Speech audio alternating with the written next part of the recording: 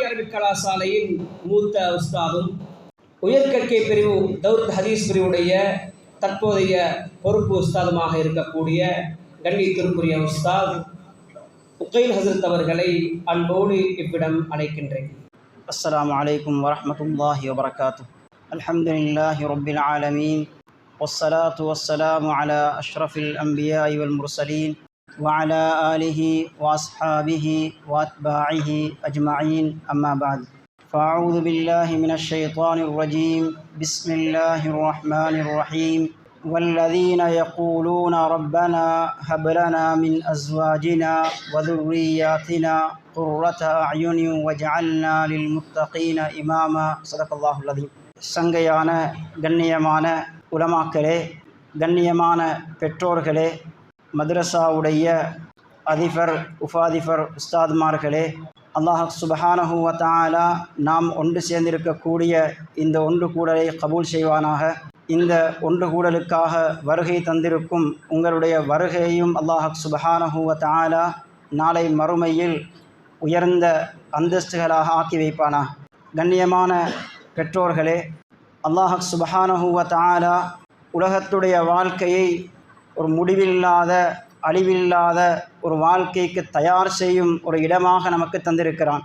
எனவே நாளை மறுமை வாழ்க்கைக்காக நாம் தயாராகுமாறு தான் அல்லாஹ் சுப்ஹானஹு வ தஆலா குர்ஆனில் பல இடங்களில் பல விதங்களில் எம்மை அழைத்து கொண்டிருக்கிறான். குர்ஆனில் அல்லாஹ் சுப்ஹானஹு வ தஆலா இந்த விடயத்தை ஞாபகம் செய்யும் ஒரு சூறாவை ஞாபகப்படுத்தி விடயத்திற்கு வருகிறேன். நாம் அடிக்கடி ஓதக்கூடிய கேட்கக்கூடிய சூரத்துல் காரியா.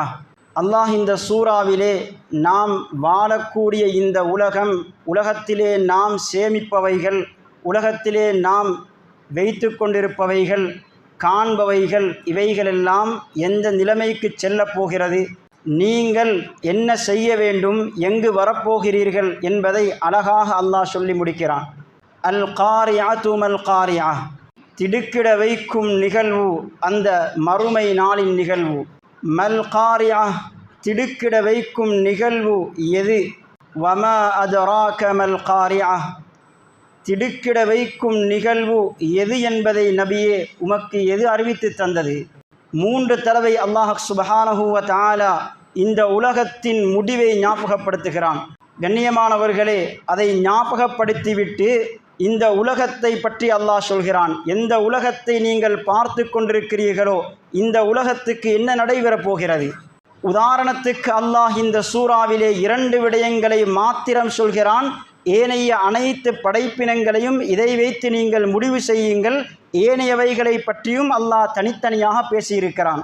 இங்கே சொல்வது மனிதர்களை பற்றியும் மலைகளை பற்றியும். எந்த மனிதர்களை பார்த்து நீங்கள் அறிவாளிகள், ஆற்றல் மிக்கவர்கள், சக்தி மிக்கவர்கள், தகுதி வாய்ந்தவர்கள், ஆள்பலமுள்ளவர்கள் என்றெல்லாம் பேசுகின்றீர்களோ அந்த மனிதனின் நிலைமை என்னவாக போகிறது? இந்த மலைகளை பார்த்து பிரமாண்டமானவைகள், உயர்ந்தவைகள், உறுதியானவைகள் என்றெல்லாம் பேசிக்கொண்டிருக்கிறீர்களோ, பார்த்து கொண்டிருக்கிறீர்களோ, அதற்கு என்ன நடக்கப் போகிறது? யௌம யகூனுன் நாஸ் கல் ஃபராஷில் மப்சூஸ். இந்த மனிதர்கள் எல்லோரும் சிதறிவிடப்பட்ட ஈசல்களை போன்று மாறிவிடப் போகிறார்கள்.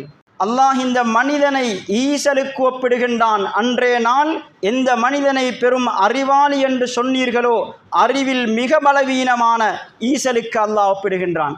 நெருப்பை நோக்கி சென்று தன் உயிரை மாய்த்து கொள்கிறது ஈசல். எந்த மனிதனை பார்த்து நீங்கள் சக்தியுள்ளவர், பலமுள்ளவர் என்று சொன்னீர்களோ அந்த ஈசலுக்கு அல்லாஹ் ஒப்பிடுகின்றான். உலகத்தில் மிக பலவீனமான படைப்பு ஈசல். மலைகள் வதகூனுல் ஜிபாலு கல் ஐஹ்னில் மம்ஃபூஷ், அந்த உயர்ந்த மலைகள் எல்லாம் செம்மறியாட்டினுடைய உரோமங்கள் சேர்ந்திருக்கக்கூடியவைகள். அவைகளை உங்களின் கைகளால் பிரித்து விட்டால் எப்படி பஞ்சுகளை போன்று மாறி எந்த கனவும் இல்லாமல் மாறிவிடப் போகிறதோ, எந்த சக்தியும் இல்லாமல் மாறிவிடப் போகிறதோ, அந்த பஞ்சு குமியல்களைப் போல இந்த மலைகள் எல்லாம் மாறப்போகிறது. கண்ணியமானவர்களே, சகோதரர்களே, எனவே நாம் பார்க்கும் இந்த உலகத்தின் முடிவு இதுதான். நாம் உலகத்தில் எதை சேமித்தாலும், எதை அடைந்தாலும், எதை கட்டினாலும், எதை வாங்கினாலும், எனவே அல்லாஹ் சொல்கிறான் மறுமைக்கு தயாராகுங்கள். ஒரு நிகழ்வை சொல்கிறான். فَأَمَّا مَنْ ثَقُلَتْ مَوَازِينُهُ فَهُوَ فِي عِيشَةٍ رَاضِيَةٍ. அந்த மறுமையில் அவனுக்குரிய கூலிகளை கொடுப்பதற்கு அல்லாஹ் பாவிக்கும் ஒரு சந்தர்ப்பம் மீசான் என்ற தராசி. அந்த மீசானில் யாருடைய நன்மை கனத்து விடுகிறதோ அவர் நல்ல மனம் பொருந்தி கொள்ளும் சந்தோஷமான வாழ்க்கையில் இருப்பார். அதற்கு தயாராகுங்கள். வஅம்மா மன் ஹஃபத் மவாசீனுஹு ஃபஉம்முஹு ஹாவியா. யாருடைய நன்மைகள் எல்லாம் குறைந்து பலவீனப்பட்டு போவார்களோ அவர்கள் ஒதுங்குமிடமோ ஹாவியா எனும் நரகம்தான் என்பதை அல்லாஹ் சொல்லி முடிக்கிறான். கண்ணியமானவர்களே, எனவே நாளை மறுமைக்குரிய தயாரிப்புக்காக உலகத்துக்கு வந்திருக்கிறோம். அந்த தயாரிப்பில் அல்லாஹ் சுப்ஹானஹு வ தஆலா நமக்கு தந்த அத்தனை பாக்கியங்களையும் முறையாக நாம் பயன்படுத்த வேண்டும். அல்லாஹ் தந்த விலை மதிப்பற்ற ஒரு பாக்கியம் என்றால் குழந்தை பாக்கியம். குர்ஆன் யஹபு லிமன் யஷாஉ இனாஸா வ யஹபு லிமன் யஷாஉ ذுகூர் அவ் யுஸவ்விஜுஹும் ذுக்ரானா வ இனாஸா வ யஜஅலு மன் யஷாஉ அகீமா என்று அல்லாஹ் மனிதனுக்கு கொடுக்கும் குழந்தை செல்வத்தை ஒரு பரிசு பொருளாக பேசுகிறான். ஒரு கிஃப்ட், அல்லாஹ் தந்த பாக்கியம். கண்ணியமானவர்களே, அன்பான பெற்றோர்களே, எனவே அல்லாஹ் தந்த இந்த பாக்கியங்களை வைத்தும் நாளை மறுமையில் நாம் பாக்கியசாலிகளாக மாற வேண்டும். இவைகள் கிடைத்ததற்கு பின்னால் நாம் மறுமையில் நஷ்டவாளிகளாக மாறிவிடக்கூடாது. எனவே நீங்கள் உங்களுடைய மகனை இந்த இடத்துக்கு கொண்டு வந்து ஒரு ஹாஃபிலாக, ஒரு ஆலிமாக, அல்லது அதிலும் உயர்கற்கைகளை பூர்த்தி செய்த ஒருவராக ஆகுவதற்குரிய ஏற்பாட்டை செய்தீர்கள். அல்ஹம்துலில்லாஹ். இது இன்ஷா அல்லாஹ் உங்களுடைய ஆகிரத்தின் பயணத்தில் வெற்றி அளிக்கும் என்பதில் எந்த விதமான சந்தேகமும் இல்லை. எனவே உங்களுடைய மகனை இங்கு இணைத்ததனால் நீங்கள் ஒரு குடும்பம் ஹக்கானியாவுடன் வந்து இணைந்திருக்கிறீர்கள். அல்ஹம்துலில்லாஹ். அந்த குடும்பத்துக்குரிய தலைவர்களாக நீங்கள் இருக்கிறீர்கள்.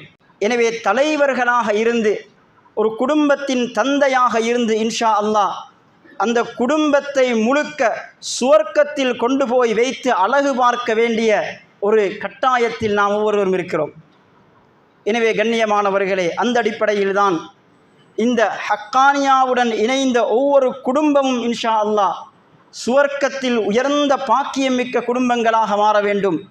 அதற்கு உதவியாக நீங்கள் இங்கே கொண்டு வந்து சேர்த்த உங்கள் மகன், அவர் இன்ஷா அல்லாஹ் இந்த கல்வியையும் இங்கு போதிக்கப்படும் ஒழுக்கத்தையும் முறையாக தனக்குள் எடுத்துக்கொண்டு அவர் இந்த உலகத்திலும் சிறந்து விளங்கி உங்கள் ஆகிரத்தின் பயணத்திலே அவர் ஒரு முன்னோடியாக, அவர் உங்கள் குடும்பத்தின் வழிகாட்டியாக ஆக வேண்டும் என்பதற்காகத்தான் இப்படிப்பட்ட ஒன்று கூடல்கள். எனவே கண்ணியமான பெற்றோர்களே, சகோதரர்களே, இந்த விடயத்தில் ஒவ்வொருவரும் கவனம் செலுத்துவோம். இன்ஷா அல்லாஹ் இந்த மஜ்லிஸை இன்ஷா அல்லாஹ் நாங்கள் ஒரு பாக்கியமாக எடுப்போமாக இருந்தால் இந்த மஜ்லிஸிலிருந்து முத்து பிறக்குவதைப் போல வாழ்க்கைக்கு தேவையான பல விடயங்களை நாம் அடைந்து கொள்ளலாம் இன்ஷா அல்லாஹ். அது எங்களுடைய துனியாவுடைய ஆஹிராவுடைய வாழ்க்கைக்குரிய வெற்றி கதவுகளாக இருக்கும் இன்ஷா அல்லாஹ்.